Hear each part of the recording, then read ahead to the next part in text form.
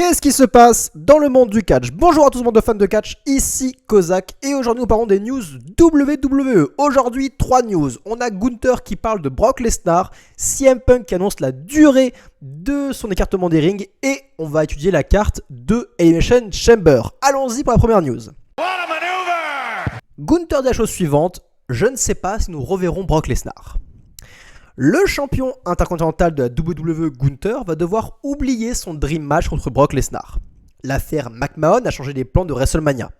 Sans doute que la storyline Roman Reigns et The Rock contre Cody Rhodes a été un peu pimentée pour détourner l'attention des fans après la plainte déposée par Daniel Grant. Mais d'autres matchs en ont aussi souffert. Si l'on en croit les rumeurs, Lesnar devait être présent au Chamber 2024 pour affronter Dominic Mysterio, tandis qu'un match de championnat intercontinental semblait prévu pour Gunther à WrestleMania 40. Pour Gunther, ce match était un rêve, mais l'implication de Lesnar dans l'affaire a changé la donne. J'ai toujours parlé de mon dream match par le passé, mais c'est tombé à l'eau aujourd'hui, explique Gunther. Je ne sais pas si nous reverrons Brock, si cela se produira un jour, mais je reste tout à fait ouvert à cette idée pour l'instant. On rappelle que Lesnar avait dû être présent au Royal Rumble dans le Rumble match et a été remplacé par Braun Breaker. Et on sait aussi que Lesnar a été évincé des rings, a été écarté des rings pour des raisons politiques parce qu'il était lié à l'affaire McMahon et au fait que, lié avec Daniel Grant et au fait qu'il avait fait des demandes de contenu sexuel auprès d'elle. Bref, le mec a fait un move de porc. C'était pas que le dream match de Gunther, c'était le dream match de tous les putains de fans de catch du monde. Tout le monde voulait voir Gunther contre Brock Lesnar. C'était le match blockbuster, c'était le parfait match pour Gunther à ce stade-là de sa carrière. Et on aurait eu ce match à WrestleMania 40. On aurait eu Gunther contre Brock Lesnar. Et Brock, espèce de gros porc, tu t'es privé et tu nous as privé de ça. C'est mérité. T'es qu'un son gros dégueulasse, qu'on se met d'accord. Alors là je dis ça parce que je suis protégé, hein. Je pense qu'il parle pas français, donc voilà, je veux pas que Brock Lesnar ira pas ses vidéos non plus, hein. Viens pas m'agresser dans la rue, hein, s'il te plaît, j'ai pas envie de te voir face à moi. Mais c'est dommage, c'est hyper dommage, c'est hyper dommage. Donc évidemment Gunther reste ouvert à l'idée, mais non, on ne reverra pas Brock à la WWE, du moins pas maintenant, et on ne le reverra que si des faits sont avérés qu'il était innocent dans l'affaire, mais personne n'y croit, personne ne peut y croire. Bref, extrêmement dommage, rien de plus à dire. CM Punk annonce 6 à 8 mois de convalescence pour sa blessure. Présent à l'UFC 298, CM Punk s'est exprimé sur sa blessure suite au Royal Rumble du 24 et la durée de sa convalescence.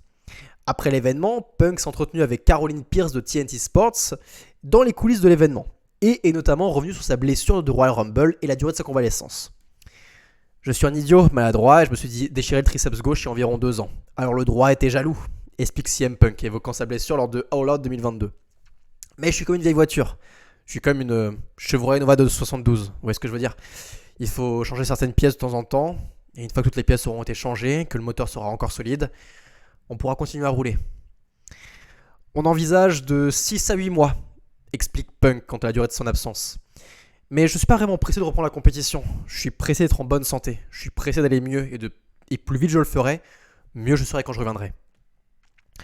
Une absence durant laquelle la WWE compte tout de même utiliser CM Punk. Des rumeurs l'annonçaient en tant que commentateur, tandis qu'on a pu le voir parmi les personnalités autour de la table de présentation lors de la conférence de presse de WrestleMania 40.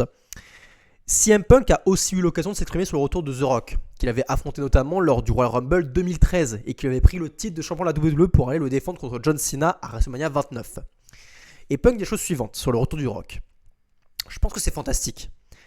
Il y a 10 ans, j'étais le gars qui catchait contre The Rock quand il est revenu. Et maintenant, 10 ans plus tard, il revient. Et je pense que le paysage a complètement changé.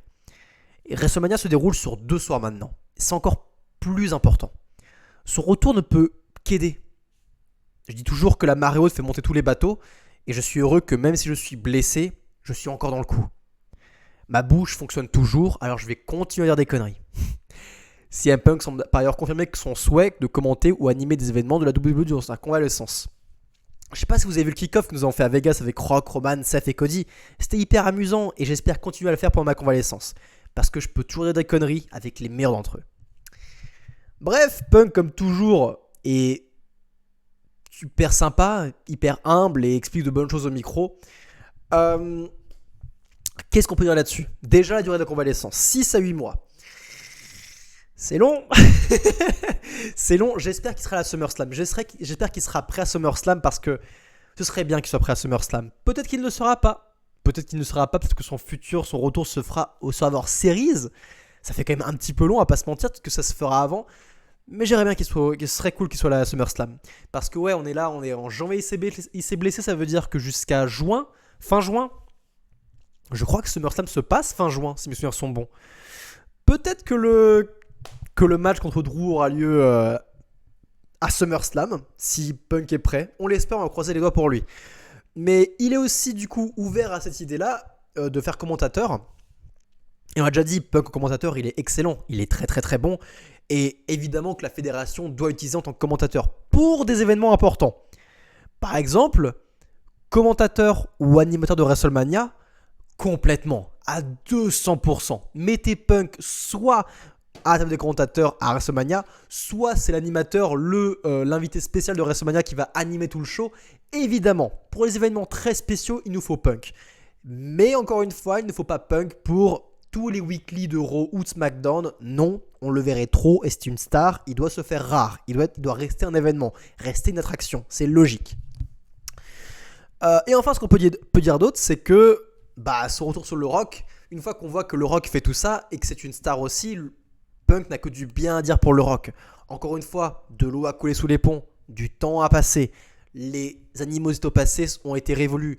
Et quand maintenant on voit que Punk voit que le Rock s'est adapté au backlash, s'est adapté à tout ce qui s'est passé avec le mouvement We Want Cody et qu'il a fait en sorte d'utiliser son influence et son star power pour aider Cody et aider WrestleMania, Punk ne peut être que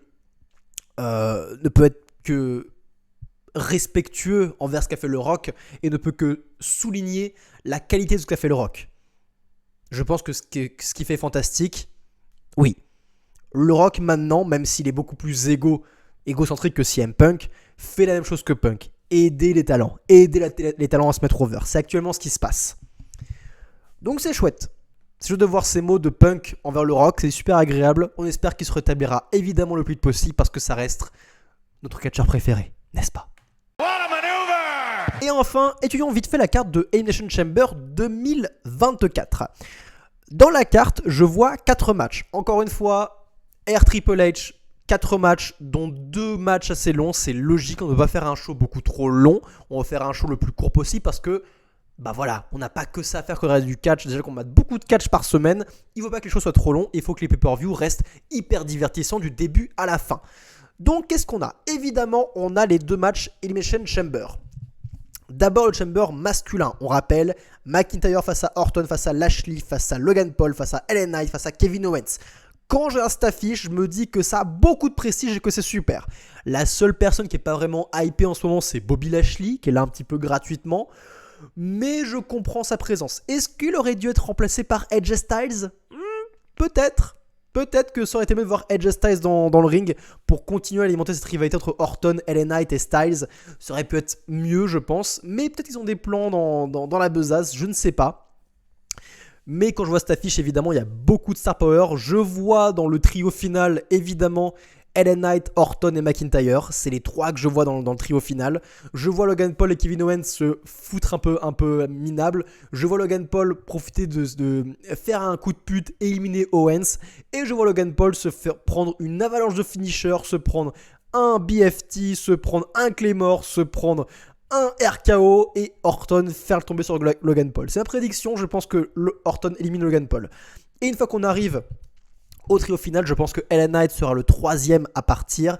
Et notre rivalité finale sera Orton-McIntyre, rappelant leur ancienne rivalité évidemment. Et que McIntyre va remporter le bordel au final. C'est le booking peut-être le plus classique, mais c'est le booking que je vois le plus. De toute façon, on aura soit ça, soit McIntyre face à LA Knight. Ça peut être aussi une affiche intéressante, ça peut être aussi un final intéressant. On verra bien, en tout cas, le match Chamber masculin s'annonce hyper palpitant. Bien que peut-être un peu prévisible, mais ce n'est pas grave. Le Chamber féminin, en l'occurrence, n'est pas si prévisible. On a Becky Lynch face à Bianca Belair, face à Liv Morgan, face à Rodriguez, face à Naomi, face à Tiffany Stratton. Je veux quand même évacuer une chose encore une fois. Je vais dire la même chose que pour le Royal Rumble. 2 matchs Chamber dans un même show, c'est trop. Et je pense que le match qui va passer, le Chamber qui va passer après le premier match, va en souffrir. Et ce n'est pas la faute des femmes, ce n'est pas la faute du Chamber féminin. Si le Chamber féminin s'avère être moins bon que le masculin, ce n'est pas à cause des femmes. C'est à cause du fait que je trouve ça dommage qu'on ait 2 matchs du même type dans le même show. 2 matchs assez longs. Un Chamber, c'est pas aussi long qu'un Rumble, donc peut-être que ce sera moins grave, peut-être que ça impactera mon visionnage. Mais je rappelle que pour le Rumble, avoir à chaque fois un Rumble féminin et un Rumble masculin, je sais que ça affecte toujours le Rumble qui passe en second, puisqu'on a déjà vu un Rumble, et se retaper encore un Rumble, ça peut être un petit peu long. Même si le match est bon, même si les 2 matchs sont bons, ce n'est pas le problème. Le fait d'avoir 2 matchs d'une stipulation très importante lors d'un même show, ça va affecter les 2 matchs. Il en est pareil pour le Chamber. Cela étant dit, Becky Lynch ou Bianca Belair, ce sont les 2 qui vont gagner le match. Je ne crois pas en Liv Morgan puisque ce n'est pas assez prestigieux pour une affiche à WrestleMania, surtout contre Rhea Ripley, la championne la plus importante du moment. Qui devrait l'emporter ? Les 2 me vont. Les 2 me vont absolument. Becky Lynch est la plus prévisible puisque beaucoup de choses ont été hypées à ce niveau-là et peut-être que Belair va remporter le bordel puisqu'ils ont trop overhypé Lynch contre Rhea Ripley. L'une ou l'autre, je suis ok, ce sera une belle affiche. Et enfin, on a 2 matchs simples. Non, pas 2 matchs simples, un match simple, pardon. Le match de championne Rhea Ripley qui défend face à Nia Jax, l'affiche qui a été la plus hypée pour ce pay-per-view.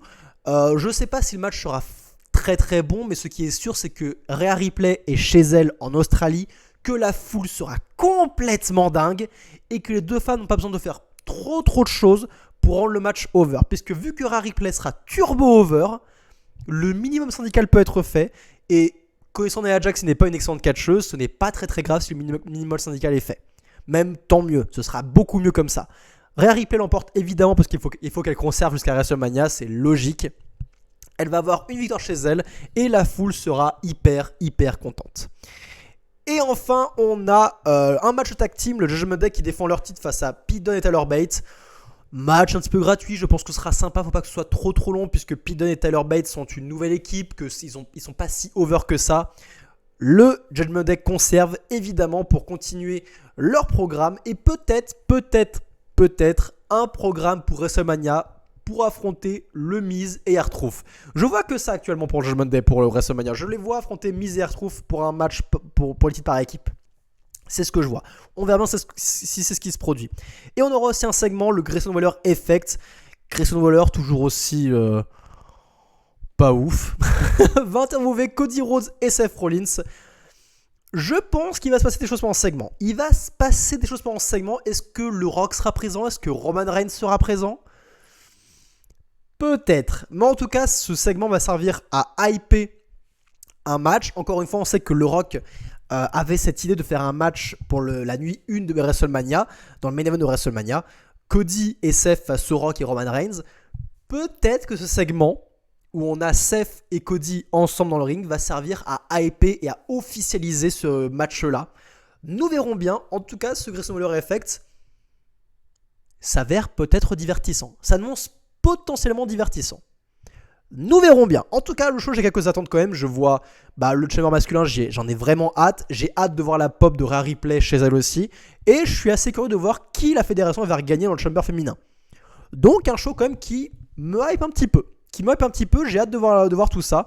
Bref, j'espère que ce sera bon. Ça arrive très bientôt. C'était tout pour les news. Prenez soin de vous, bande de fans de catch.